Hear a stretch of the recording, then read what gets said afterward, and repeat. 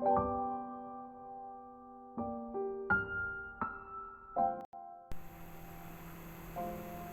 pagi, Bapak Kepala Sekolah, Bapak Ibu Guru Karyawan SD Strada Santo Petrus, serta para anak-anak yang Pak Dian kasihi. Hari ini adalah hari di mana kita merenungkan bulan Kitab Suci Nasional. Ya, sebagai simbol, Pak Dian akan membacakan Kitab Suci dan renungan, kemudian nanti setiap harinya akan dilanjutkan oleh Bapak Ibu Guru Wali Kelas. Inilah Injil Yesus Kristus menurut Lukas. Dimuliakanlah Allah.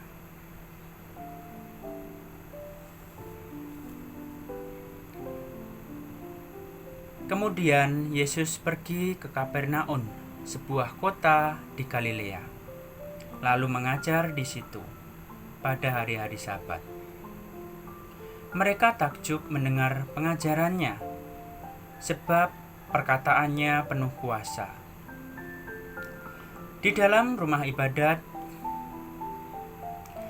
ada seorang yang kerasukan setan, dan ia berteriak dengan suara keras, "Hai engkau, Yesus, orang Nazaret, apa urusanmu dengan kami? Engkau datang hendak membinasakan kami. Aku tahu siapa engkau, yang kudus dari Allah." Tetapi Yesus menghardiknya, katanya, "Diam, keluarlah dari badannya." Dan setan pun itu mengempaskan orang itu ke tengah-tengah orang banyak, lalu keluar dari badannya dan sama sekali tidak menyakitinya. Dan semua orang takjub. Lalu berkata seorang kepada yang lain, katanya, "Alangkah hebatnya perkataan ini, sebab dengan penuh wibawa dan kuasa ia memberi perintah kepada roh-roh jahat, dan mereka pun keluar. Dan tersebarlah berita tentang dia kemana-mana di daerah itu." Demikianlah Injil Allah. Terpujilah Kristus.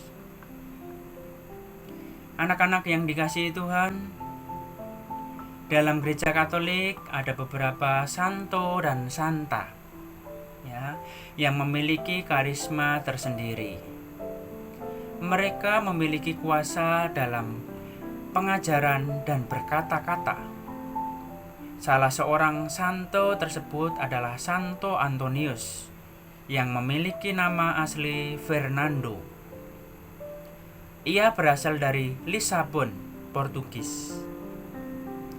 Fernando masuk ke biara Santo Agustinus di Lisabon dan berteman dengan Santo Fransiskus dari Assisi.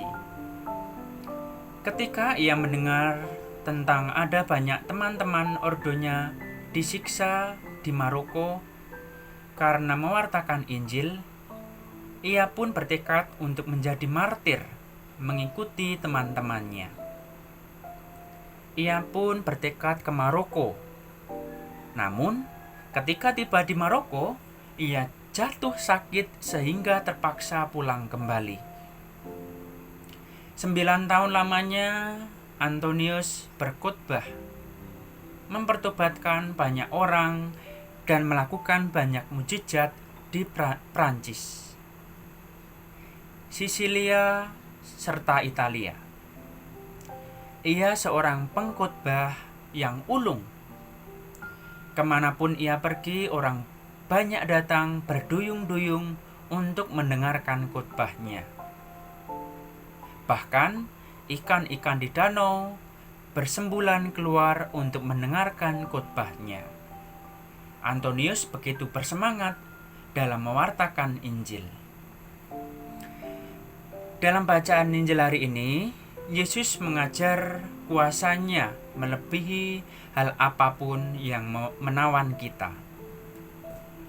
Kuasanya sanggup melepaskan kita dari gaya hidup yang tidak baik, hura-hura, dan konsumeris. Kuasanya sanggup melepaskan kita dari dendam dan amarah yang tak terkendali. Kuasanya sanggup melepaskan kita dari kuasa iblis. Kuasanya sanggup melepaskan kita dari cengkraman dosa yang membelenggu hidup. Sungguh perkataannya penuh wibawa dan kuasa. Yesus menghidupi apa yang diajarkannya dan selalu dalam kesatuan dengan Bapanya di surga. Nah, selain itu, anak-anak sadar atau enggak bahwa setan-setan itu masih ada sampai sekarang dan bahkan dekat dengan kita. Bisa saja dia hadir saat kita lagi semangat bekerja, bisa saja dia hadir lagi semangat kita belajar, kemudian melayani dan sebagainya. Kamu malah digoda untuk malas, menunda pekerjaan atau mencari keuntungan ambisi pribadi dalam pelayanan.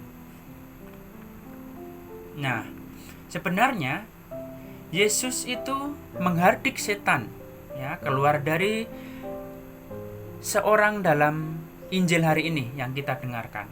Yesus yang menghardik setan keluar dari seseorang dalam Injil hari ini.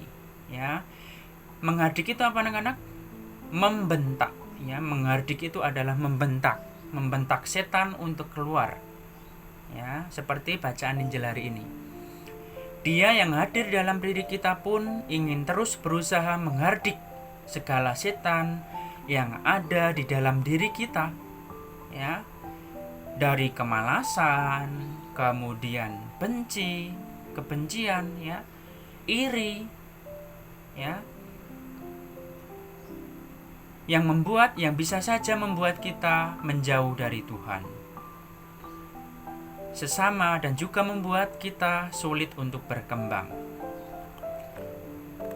Nah, anak-anak, marilah kita mohon rahmat dari Tuhan agar kita